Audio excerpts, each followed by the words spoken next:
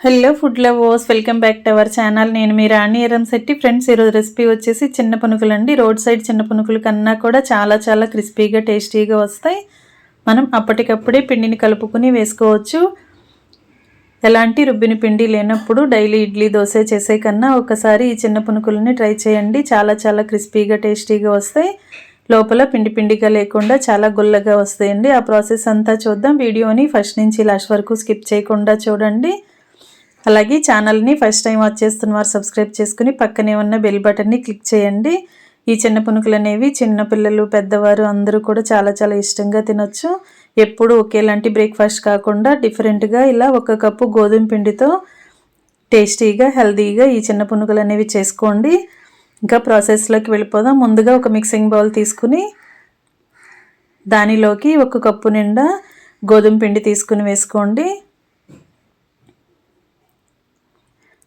అలాగే అరకప్పు వరకు ఉప్మా రవ్వను తీసుకుని వేసుకోండి. బొంబాయి రవ్వ ఉంటుంది కదా, ఆ రవ్వను తీసుకుని వేసుకున్నాం కదా. ఇప్పుడు 1/4 కప్పు వరకు పొడి బియ్యం పిండిని వేసుకుని ఇవి 3 కూడా ఒకసారి గరిటెతో బాగా కలపండి. గోధుమ పిండి, ఉప్మా రవ్వ అలాగే పొడి బియ్యం పిండి కూడా బాగా కలిసేంత వరకు కలపండి. ఇప్పుడు 1/3 కప్పు వరకు పెరుగుని తీసుకుని వేసుకోండి.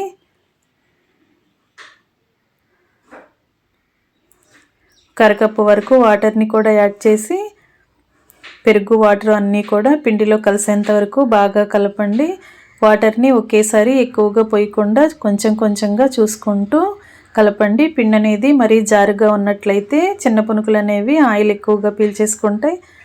అందుకే చూసుకుంటూ కొంచెంగా వాటర్ని యాడ్ చేస్తూ పిండిని మరీ జారుగా కాకుండా మరీ గట్టిగా కాకుండా నేను చూపించిన విధంగా ఇలా కలుపుకోండి. ఇలా విస్కర్తో కానీ గరిటెతో కానీ లేదా చేత్తో కానీ పిండిని బాగా కలుపుకున్న తర్వాత గిన్నెకు మూత పెట్టి పక్కన పెట్టండి. 1 అరగంట పాటు పక్కన పెట్టినట్లయితే మనం వేసిన పిండి అలాగే ఉప్మా రవ్వ అంతా కూడా బాగా నానుతాయి. పునుకులు అనేవి చాలా గుల్లగా వస్తాయి. ఈ లోపుగా మనం చట్నీ చూద్దాం.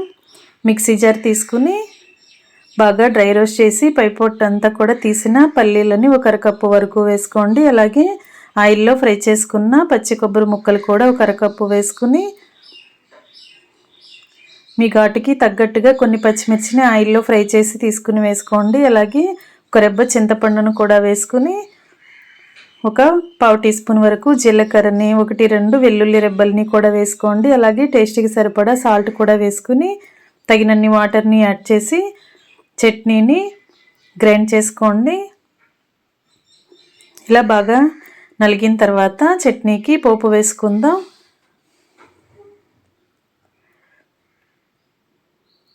చట్నీని ఒకసారి టేస్ట్ చూసుకుని సాల్ట్ అడ్జస్ట్ చేసుకుని చట్నీకి పోపు వేసుకోండి.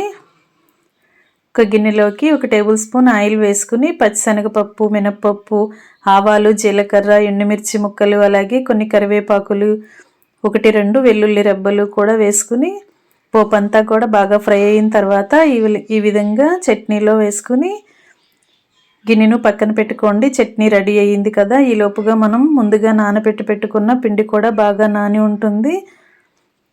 ఒకసారి విస్కర్తో బాగా కలపండి. ఎక్కడ కూడా పిండి ముద్దలు అనేవి లేకుండా పిండి అంతా కూడా ఇలా బాగా సాఫ్ట్గా వచ్చేంత వరకు బాగా కలుపుకోండి. దీనిలోకి సన్నగా కట్ చేసుకున్న ఉల్లిపాయ ముక్కలు 1 అరకప్పు వేసుకుని సన్నగా కట్ చేసుకున్న పచ్చిమిర్చి ముక్కలు కూడా 2-3 టేబుల్ స్పూన్లు వేసుకుని సన్నగా కట్ చేసుకున్న కొత్తిమీరను కూడా కొంచెం వేసుకోండి. అలాగే సన్నగా కట్ చేసుకున్న కరివేపాకును కూడా వేసుకుని తురుముకున్న క్యారెట్ కూడా వేసుకోండి. క్యారెట్ తురుము అనేది టేస్ట్ని ఇవ్వటమే కాకుండా హెల్త్కి చాలా మంచిది కదా. క్యారెట్ తురుము కూడా వేసుకోండి. లేకపోయినా కూడా పర్వాలేదు, స్కిప్ చేయొచ్చు. అలాగే జీలకర్ర కూడా వేసుకుని టేస్ట్కి సరిపడా సాల్ట్ని 1/4 టీ స్పూన్ వరకు వంట సోడా కూడా వేసుకుని మనం వేసిన ఇంగ్రీడియంట్స్ అన్నీ కూడా పిండిలో కలిసేంత వరకు బాగా కలపండి. మనం ఉప్మా రవ్వను పిండిలో వేసాం కాబట్టి పిండి అనేది కొంచెం గట్టిగా వస్తుంది. కొంచెంగా వాటర్ని కూడా యాడ్ చేసి మనం వేసిన ఇంగ్రీడియంట్స్ అన్నీ కూడా పిండిలో బాగా కలిసేంత వరకు పిండిని బాగా కలిపి పిండిని ఒకసారి టేస్ట్ చూసుకుని సాల్ట్ కానీ చాలకపోతే మీ టేస్ట్కి తగ్గట్టుగా యాడ్ చేసుకోండి. ఇంకా పిండి కలుపుకోవటం కంప్లీట్ అయ్యింది కదా. ఇప్పుడు స్టవ్ ఆన్ చేసి కళాయి పెట్టుకుని డీప్ ఫ్రైకి సరిపడా ఆయిల్ పోద్దాం.